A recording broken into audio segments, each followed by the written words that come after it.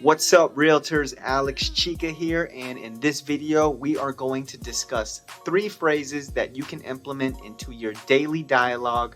Some of these phrases can be implemented as well into your sales conversation, and some of them are just good for conversation in general when you are developing your relationships. So without further ado, let's get right into it.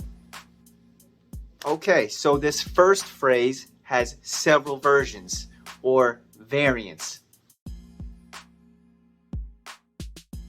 Shout out to my Loki watchers out there. So anyways, back to the topic. This has several versions. Do you follow me? Are you with me? Do you understand? Does this make sense? Okay, so you kind of get the idea, and you can have your own style on how you ask this question. So this phrase allows the listener to honestly let you know if they do understand what you're saying, okay? These days, we have a short attention span, and agents, we tend to have a lot of information to share. Also, the moment you're explaining something to somebody, if they don't understand something that you said and you continue to ramble onward, they're stuck. They're still stuck on that first point that you mentioned. So you might go on and explain 4 other topics, and they're still trying to get their head around what you originally told them. So that's why it's good to occasionally check in on the listener and verify, hey, are you still with me? Do you understand? Because then they can tell you yes, and then you can continue on. But if they do say, no, I don't understand, you could stop and then elaborate on the specific point that they missed. If you don't catch them when they fall into that stuck moment, it's going to be very difficult to get someone to sign any type of agreement, especially if you're going over a listing contract and all the terms involved, or a sales agreement, something of that nature. So that's phrase number 1. Okay, so now we are at number 2. In my opinion. That's it. In my opinion. It's a powerful group of words, and when you put them together, it can instantly ease the tension, and it lets the listener know that you are merely sharing your opinion. So what does that do?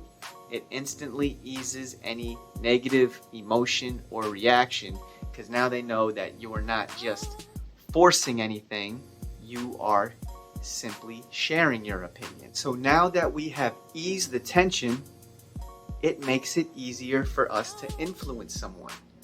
It makes it easier for them to see from our vantage point.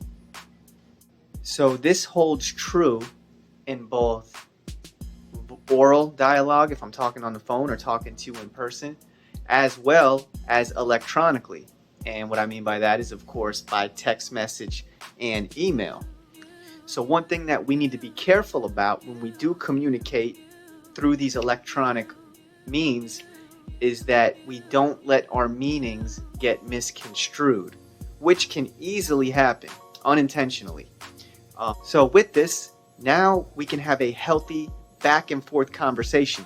So back and forth conversation means that there is engagement, and engagement leads to influence, which is what we're trying to do, is influence and have a little bit of persuasion.